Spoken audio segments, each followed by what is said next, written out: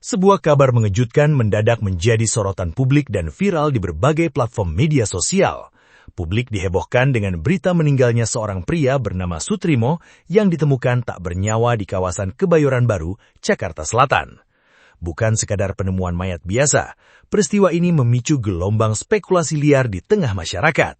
Hal tersebut berawal dari unggahan akun Instagram @Kementerian Kurang Ajar yang menyebutkan bahwa almarhum Sutrimo diduga merupakan kepala rumah tangga atau Karumga dari mantan Jaksa Agung Muda Bidang Tindak Pidana Khusus Febri Adriansyah.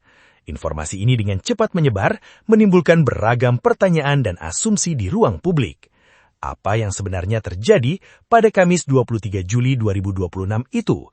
Mengapa kematian seorang pria di halaman sebuah klinik bisa memancing perhatian begitu besar hingga pihak kepolisian Polda Metro Jaya harus turun tangan secara langsung? Mari kita cermati kronologi yang beredar dan fakta awal yang berhasil dihimpun di lapangan.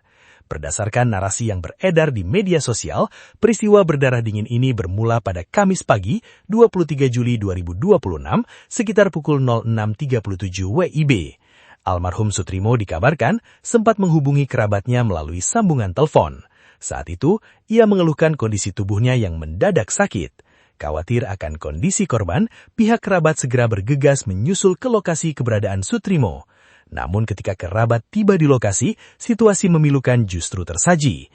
Sutrimo ditemukan di halaman klinik Morden, Kebayoran Baru, Jakarta Selatan dalam kondisi sudah tidak sadarkan diri.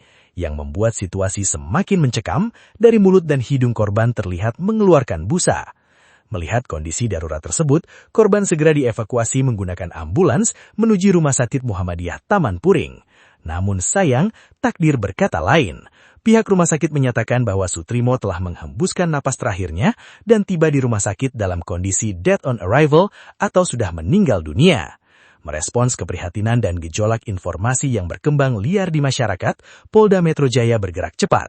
Pada Senin 26 Juli 2026, Kabid Humas Polda Metro Jaya, Kombes Pol Budi Hermanto menyampaikan pernyataan resmi terkait perkembangan kasus ini.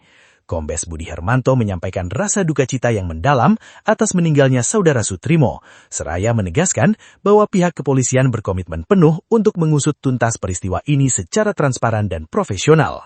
Guna mengungkap tabir misteri di balik kematian korban, Direktorat Reserse Kriminal Umum Polda Metro Jaya berkolaborasi dengan Polres Metro Jakarta Selatan untuk melakukan penyelidikan intensif. Sejumlah langkah krusial pun langsung diambil oleh tim penyidik. Polisi mulai mengumpulkan bahan keterangan serta melakukan klarifikasi terhadap berbagai pihak yang terhubung dengan peristiwa tersebut. Mulai dari pihak keluarga almarhum, pengemudi ambulans yang membawa korban, petugas Rumah Sakit Muhammadiyah Taman Puring, hingga saksi-saksi kunci di sekitar lokasi ditemukannya korban. Tak hanya pemeriksaan saksi, rekam medis korban, riwayat pemesanan ambulans, serta analisa menyeluruh di titik awal ditemukannya almarhum di halaman klinik, kini tengah didalami secara cermat oleh pihak kepolisian. Salah satu poin penting yang paling memicu perhatian publik adalah mengenai identitas dan latar belakang pekerjaan almarhum. Apakah benar Sutrimo merupakan kepala rumah tangga dari mantan Jampitsus Febri Adriansyah, sebagaimana kabar yang berembus kencang di media sosial? Menjawab kesimpangsiuran isu ini, Kombes Budi Hermanto menegaskan bahwa status serta profesi korban saat ini masih dalam proses pendalaman oleh tim penyidik.